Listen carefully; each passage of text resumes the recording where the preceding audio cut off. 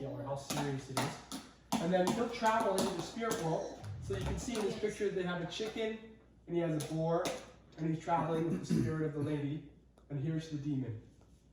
And so he's basically going into the spirit world to fight that demon, but he doesn't have to fight him if the demon will accept his offering.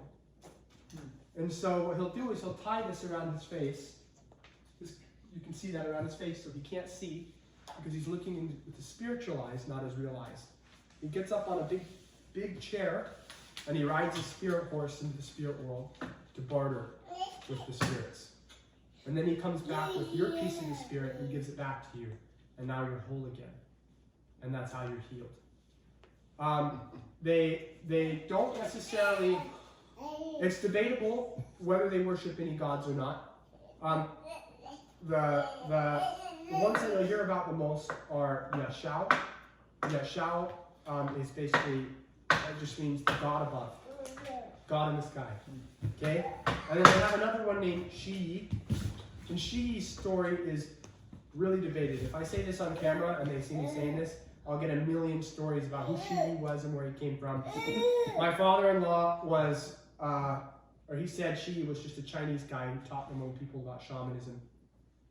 I've heard people say that Shi came from heaven and he cast out 1/3 of all the evil spirits. And after casting out 1/3 of all the evil spirits, he gave the power to the Hmong shamans and taught them how to do that. He healed the sick and did all these good things, and then he went back into heaven. I heard people say that Shi came down, taught the Hmong people all these great things, and then became corrupt and evil, and died in his evil ways.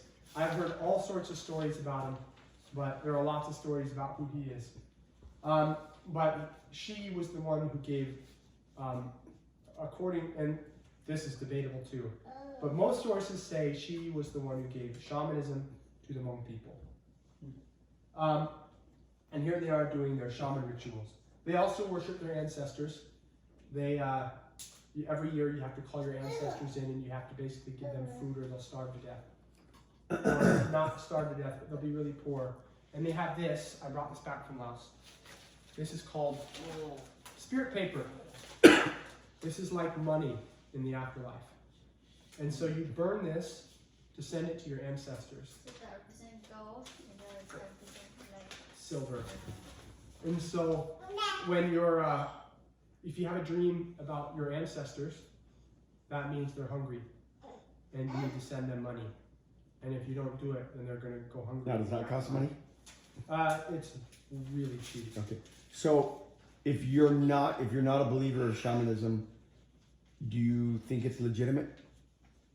Like do people there who are Buddhists think shamanism is legitimate, or do they think it's kind of like Catholics in Brazil seeing the black magic as? So let me answer this for you in a different way. Before tonight, how much did you know about shamanism? And that's probably about just as much as Lao people know. Lao people probably don't even know that Hmong people believe a different religion in them, and if they do, they know literally zero about it. And so, to them, it's not like black magic because they don't even know. They have no idea. Yeah. Shamanism, do they know much about Buddhism? They do. And what do they? It would be basically like, imagine you were a shaman, but you're living in the United States. You would know what Christianity is. So you were saying too that people that actually join Christianity are really despised there. Yeah. But your families are going to starve. Your families are going to starve to death. You just abandoned all your ancestors. You know, you're not sending money to your family members anymore. You were my brother, and our dad relies on you. And now you're not in the next life, in the other life. Yeah, in the other life. And now you're not helping him anymore. In reincarnation, is that a belief? That's debatable. And in Buddhism, it's definitely a belief. But in shamanism, some people believe in it and some people don't. You should tell the story of how your sister-in-law, how the funeral rites are. Yeah, we'll go into that. Hey, where is Alicia Wynn from, the Winds? That's Vietnam. So she believes, she's a student of mine, she believes in reincarnation. Yeah, she's probably Buddhist. Vietnam's Buddhist. And Wynn is an No, it's Huynh. Yeah. No, H-U-Y. Huyhn or something like that. Yeah, that's probably Vietnam. I always have the trouble wind. misspelling it. Yeah, and they probably spell it different. That's a Vietnamese last name. Okay, let's go to the next slide. Do you have any more questions about shamanism? Okay, we're gonna go kind of fast. I have some cool videos here. We can click these and go to these later. We're gonna go through it real quick now. Just pictures. So this is really old. This is called tat. Oh, what? Yeah, well, this one is tat luang, but these things are called tats, or in English we call it a stupa. And they have these there. And this is the biggest one in Laos. They And that's say it Buddhist. used to be And that's Buddhist. It's like Buddhist. temple. How far away are you from that? driving there. I was about. No, we're in this In the picture. picture. I can touch it with my hand. Right there? Yeah. So it's not very tall. No, it's really tall. Wait, what? Yeah. Yeah, I can't tell. So you You can see can here, touch that with your hand? there's stairs that go up, and there's a walkway all No, around. but I mean, how far away are you from it in that picture right now? Could you reach Oh, back how and far touch are you it where you're standing? 3 yards. Maybe 3 yards. From the building? Yeah. It's like a depth Oh, Wow. is that a wall? illusion. That You're is 3 a yards wall. from the wall. And that wall is probably about two and a half of me high. That's bizarre. What? Yeah. That's really weird. It's huge. It's huge. It's It really looks like big. it's far away from you, to me. Maybe it is farther It's away. really close to me. Yeah. Yeah, I don't know. But anyways, It's like a sand. they see that used to be built out of solid gold. Yeah. But Looks like I an don't old know. woman to me. But they have really big Buddhist. That's another thing. In Christianity, we have religions, or not religions. We have holidays like Christmas Yeah. and Easter, but in Buddhism, the holidays are all local.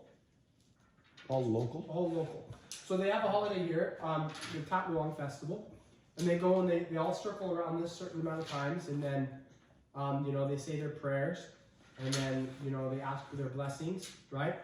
But that's only local to Vientiane. People don't travel from all over the world to go around this. You go to Luang Prabang, and they have their own Buddhist holidays that they only celebrate in a different city in Laos. All the holidays are local. So there's no major holiday other than New Year. New Year's everywhere. And Lao New Year is really fun because that's where they take out the water guns and they spray everybody with water, and it's basically just a huge water fight all over the country. And that lasts like a week. Is it humid there year round? No. Okay. Sorry. It's more humid than here, Yeah. but they have a dry season. Oh. Okay, go to the next slide. Go back, because I wrote up there, our story. So, this is our story. I put this picture here because this is before we were married. I don't know if you guys know how we met, but it's a long story, and we're going to go through that really fast. I came to Laos to be an English teacher, and that's where I met my wife. Go to the next one. My wife, we're digging in this picture. You'd been talking to her for months. A year A year before he went there. before he went there. So, in this picture, do you remember what this picture is? Do you know what this is, Mom? Yeah. You're Yeah, digging you're a... digging your mother-in-law's Yes. septic Septic. tank. Septic Yeah. tank, yeah. We're digging her septic tank, and you can see that's just pure clay, Yeah. that ground. We had to use a And breaker you have a bar. big smile because you're trying to win her over. Oh yeah. So Yeah. in the Hmong culture, they have a dowry. Okay, do you guys know what a dowry is? So a dowry is a bride